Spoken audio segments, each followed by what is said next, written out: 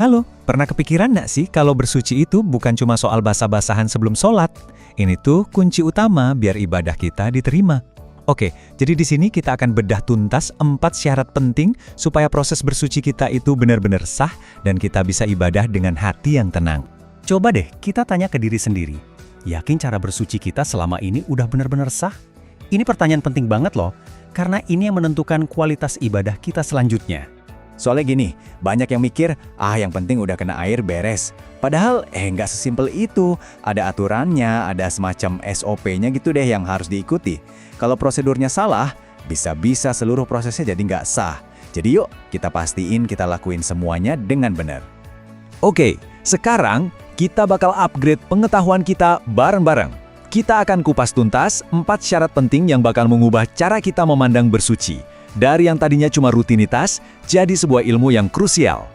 Kita mulai dari yang paling basic, tapi justru paling fundamental. Syarat pertama adalah tentang jenis air yang kita pakai. Karena ternyata nggak semua air itu lulus kualifikasi buat bersuci loh.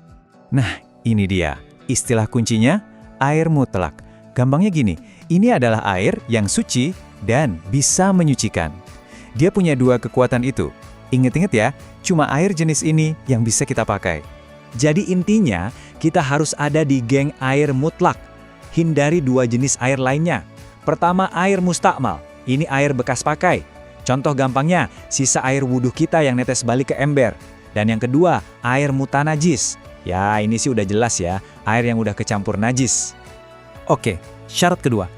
Udah dapat air yang benar, terus di mana kita tahu kalau najisnya itu beneran udah hilang? Nah, ada 3 tanda yang mesti kita perhatikan. Anggap aja kita lagi jadi detektif kebersihan. Tugas kita itu mastiin gak ada satupun jejak najis yang ketinggalan. Jadi jangan cuma siram sekali terus udah. Periksa lagi, pastiin bener-bener tuntas. Nah, ini dia checklistnya. Sebuah najis itu dianggap udah bersih total. Kalau 3 hal ini hilang, warnanya udah nggak kelihatan, baunya udah nggak kecium, sama rasanya juga udah hilang. Eits, tenang, kita nggak perlu nyicipin ya. Ini lebih ke logika aja. Artinya sifat airnya udah kembali normal. Lanjut, syarat ketiga. Nah, yang ini penting banget dan sering banget loh orang salah di sini. Terutama kalau kita pakai air yang jumlahnya sedikit.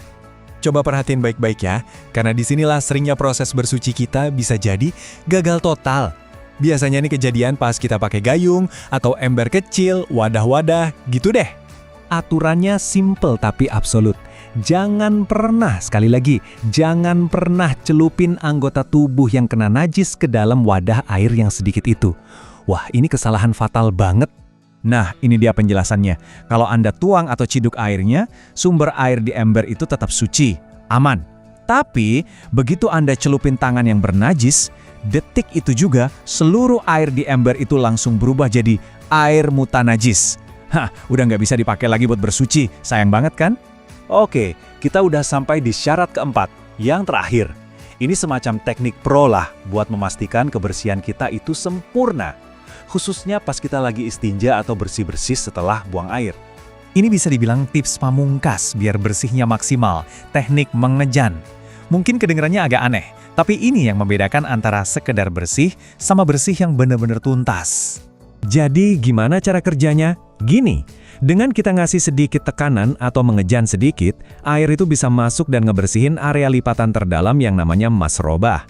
Kalau nggak pakai teknik ini, ada resiko sisa-sisa kotoran masih nyelip di dalam, dan itu bikin bersuci kita jadi nggak sempurna. Oke, jadi kita rekap ya.